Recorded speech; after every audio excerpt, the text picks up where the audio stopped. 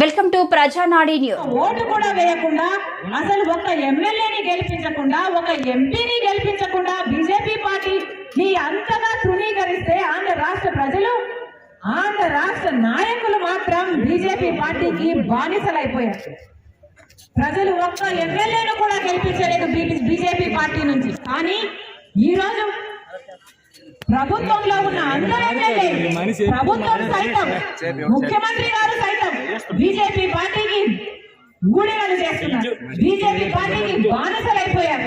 ఆంధ్ర రాష్ట్ర ప్రజలను కూడా బీజేపీ పార్టీకి బానిసలు చేయాలన్న ప్రయత్నం చేస్తున్నారు. ఒక్క విషయంలో కూడా బీజేపీ పార్టీకి వ్యతిరేకించలేదు. మొత్తం ఎంతమంది ఎంపీలున్నా 25 ఎంపీలుంటే మొత్తం 25 ఎంపీలు ఈరోజు బీజేపీ పార్టీకే ఊడిగలు చేస్తున్నారు, బీజేపీ పార్టీకే బానిసలయ్యారు. ఆలోచన చేయండి, ఆంధ్ర రాష్ట్ర ప్రజలు కనీసం ఒక్క ఎంపీనైనా బీజేపీ పార్టీ నుంచి గెలిపించారా? అలాంటిది ఈరోజు 25 మంది ఎంపీలు, ఇంకొక 6 మంది రాజ్యసభ ఎంపీలు, మొత్తము అందరూ బీజేపీ పార్టీకే బానిసలయ్యారు కదా. ఆంధ్ర రాష్ట్ర ప్రజలు తృణీకరించిన బీజేపీ పార్టీని ఈరోజు బీజేపీ పార్టీ ఆంధ్ర రాష్ట్రాన్ని ఏలేస్తుంది. ఆంధ్ర రాష్ట్రం ఈరోజు బీజేపీ పార్టీ వశమైపోయింది, కైవసం అయిపోయింది. వాస్తవం కాదా? ఆంధ్ర రాష్ట్ర ప్రజలు ఒక్క ఓటు వేయకపోయినా బీజేపీకి ఈరోజు బీజేపీ రాజ్యం వెళ్తుంది ఆంధ్ర రాష్ట్రానికి. అందుకే రాజశేఖర రెడ్డి సిద్ధాంతాల కోసం నిలబడింది రాజశేఖర రెడ్డి బిడ్డ. బీజేపీ పార్టీ 10 సంవత్సరాలు అవుతున్నా కూడా ఆంధ్ర రాష్ట్రానికి ప్రత్యేక హోదా 15 సంవత్సరాలు ఇస్తామని చెప్పి కూడా ఈరోజు అసలు ఊసే ఎక్కడం లేదు. ఇక్కడ ప్రజలు గెలిపించిన ఎంపీలు కానీ ఎమ్మెల్యేలు కానీ ఒక్కసారి కూడా బీజేపీని ప్రశ్నించలేదు.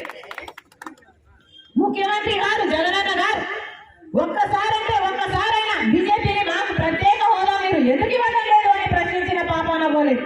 ప్రతిపక్షంలో ఉన్నప్పుడు ఇదే జగనన్న గారు మాట్లాడిన మాట, అసలు బీజేపీ పార్టీ ఎలా మనకు స్పెషల్ స్టేటస్ ఇవ్వదో చూస్తాను అని మీరు ఎంపీలు నాకు ఇవ్వండి, వాళ్ళ మెడలు వచ్చైనా సరే స్పెషల్ స్టేటస్ తీసుకొస్తానన్నాడు. మరి ఏమైంది జగనన్న గారు అని అనుకుంటున్నాం. సమాధానం చెప్పాల్సిన అవసరం ఉంది. రాజశేఖర రెడ్డి గారి బిడ్డగా చెప్తున్నా, రాహుల్ గాంధీ గారు మొట్టమొదటి సంతకమే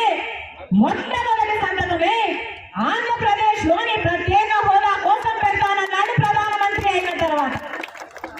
ఆయన మనసులో ఎంత బలంగా ఆంధ్రప్రదేశ్ కు స్పెషల్ స్టేటస్ రావాలి అన్న కోరిక లేకపోతే మొట్టమొదటి సంతకం పెట్టానంటాడు.